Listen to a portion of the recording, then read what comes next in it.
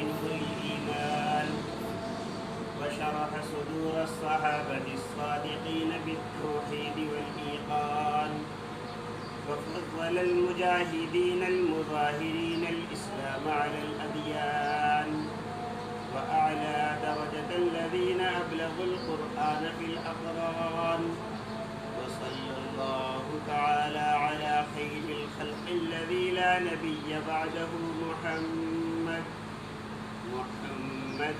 وعلى آله وأصحابه وأتباعه أجمعين.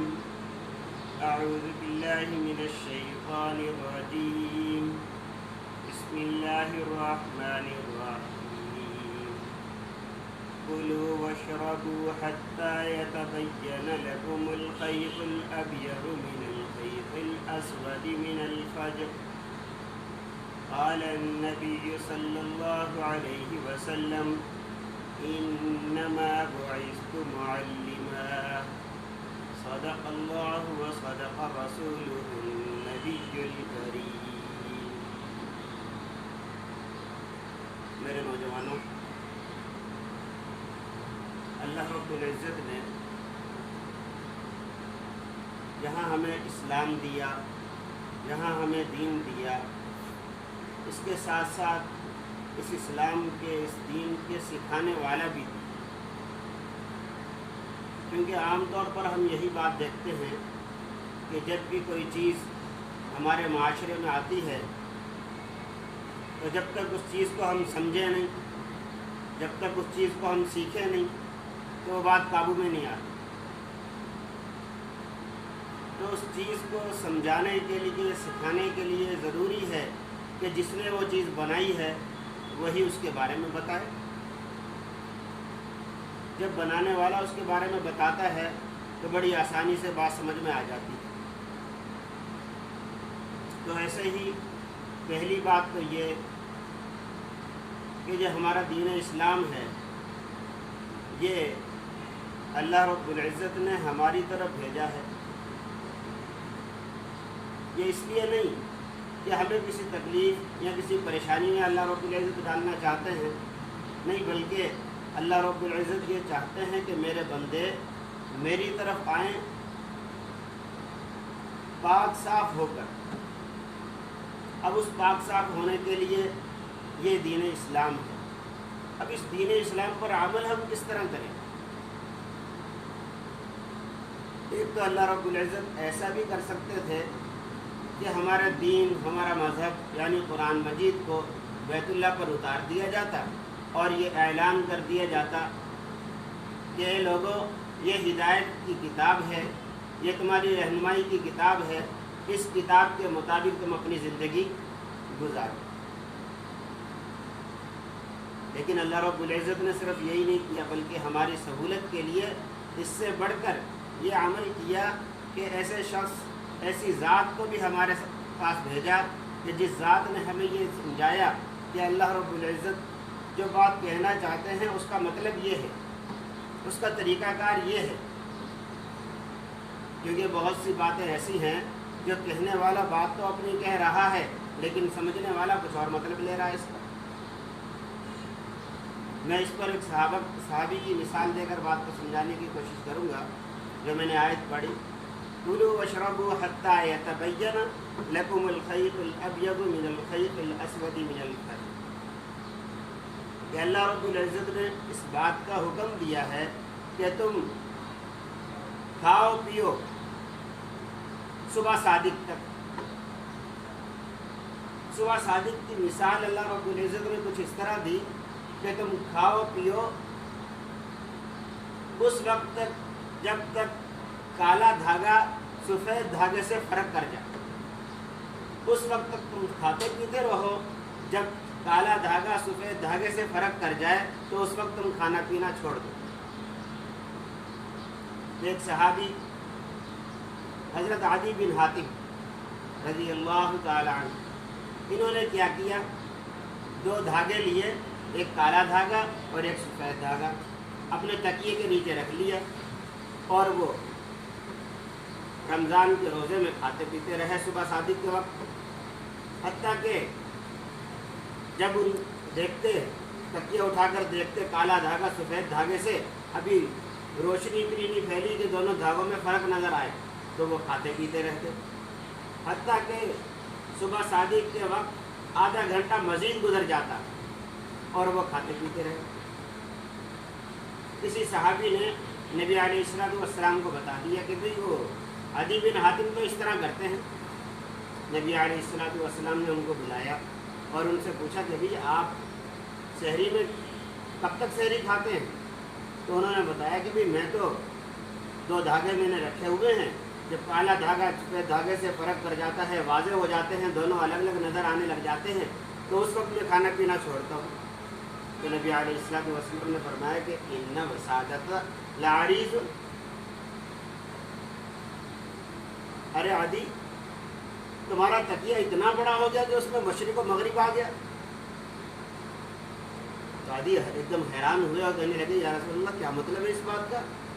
तो नबी अलैहिस्सलाम ने फरमाया कि भाई इसका मतलब ये है कि जब काली रात छटने लगे और सुबह की सफ़ेदी आने लग जाए उस वक्त खाना पीना छोड़ दे। यानी जब सुबह सादिक हो जाए तो ये तो आसमान के चारों तरफ एक लकीर निकलती है सफ़ेद रंग की, उस लकीर की मिसाल यहाँ दी गई है। ये थोड़ी है कि तुम धागा रख के बैठ जाओ और तुम ये तरीका इख्तियार करो। यानी बात कहने वाला अपनी बात तो कह रहा है, लेकिन समझने वाला उसका अपनी तरफ से अपने जहन से कोई ना कोई मतलब ले रहा है। तो अल्लाह रब्बुल इज़्ज़त ने क्या किया कि हमारी सहूलियत के लिए मोहम्मद अरबी सल्लल्लाहु अलैहि वसल्लम को इस दुनिया के अंदर भेजा और उन्होंने हमें बताया कि अल्लाह हमसे चाहते क्या है और उन बातों पर अमल करने का तरीक़ाकार क्या है। इस बात पर नबी अलैहिस्सलाम ने ये जुमला भी फरमाया कि इन्नमा बुइस्तु मुअल्लिमा, कि मुझे तो मुअल्लिम बनाकर, सिखाने वाला बनाकर भेजा गया। हम जो भी बात करते हैं फ़ौरन पहले इस बात को देख लें कि मेरे नबी मोहम्मद सल्लल्लाहु अलैहि वसल्लम ने इस अमल को किस तरह किया, वरना मामला सारा बिगड़ता चला जाएगा। हमारे पास जो कुरान मजीद मौजूद है इसके मुताबिक अमल करने का जब वक्त आता है तो फ़ौरन हमें ये देखना चाहिए कि अमल करने का तरीक़ाकार मोहम्मद अरबी सल्लल्लाहु अलैहि वसल्लम ने क्या बताया। तो अगर हम उस तरीके को सामने रखेंगे फिर तो हमारा सारा मामला बेहतर से बेहतर होता चला जाए। और आज के ज़माने के अंदर जो अल्लाह रब्बुल इज़्ज़त ने यह उस्ताद का मर्तबा, मुअल्लिम का मर्तबा अता किया है, ये भी इसी बात का एक नमूना है कि जितनी किताबें हमारे पास हैं, इन किताबों से पढ़कर कोई डॉक्टर नहीं बन जाता, कोई इंजीनियर नहीं बन जाता, कोई आलिम नहीं बन जाता, जब तक कि उसको किसी उस्ताद की मायत में रहना ना पड़े, जब तक शागिर्दी वाला रवैया इख्तियार ना करना पड़े, जब तक वो कामयाबी हासिल नहीं कर पाता। देखें ना, अपना इलाज हम करना चाहते हैं तो डॉक्टर की किताब लें, उसके अंदर नुस्खा ढूंढ लें और इलाज कर लें। क्या ऐसा होता है? ऐसा होता ही नहीं।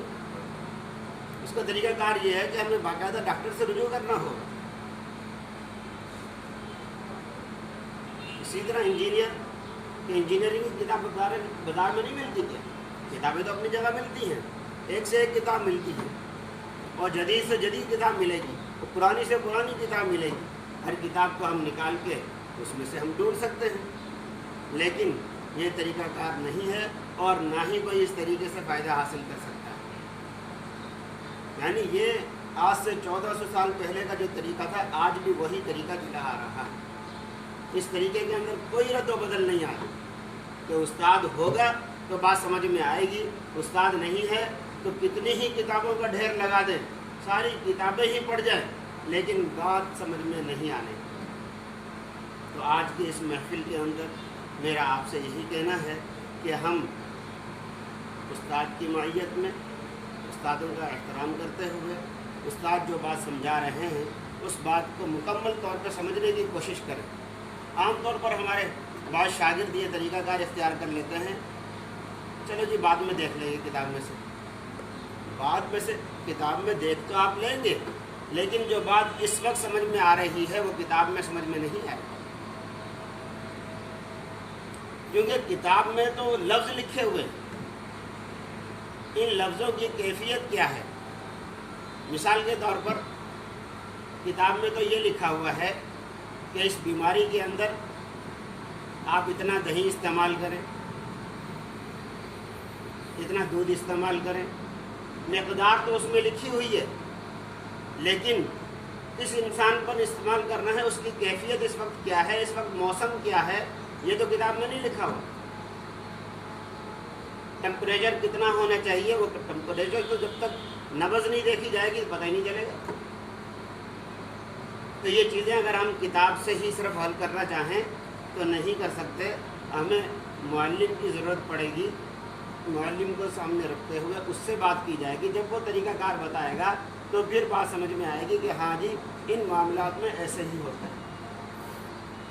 جیسے وہ ایک مثال مشہور ہے، ایک حکیم صاحب اپنے شاگرد کے ساتھ ایک علاقے میں گئے مریض کو دیکھنے کے لیے۔ مریض کو دیکھا، وہ چارپائی پہ لیٹا ہوا تھا، اس کی نبض دیکھی گئی اور اس کو دوائی بتائی گئی، اور ڈاکٹر نے، حکیم نے 2-3 باتیں ایسی کہی جو حکیم مریض نے بالکل تسلیم کی۔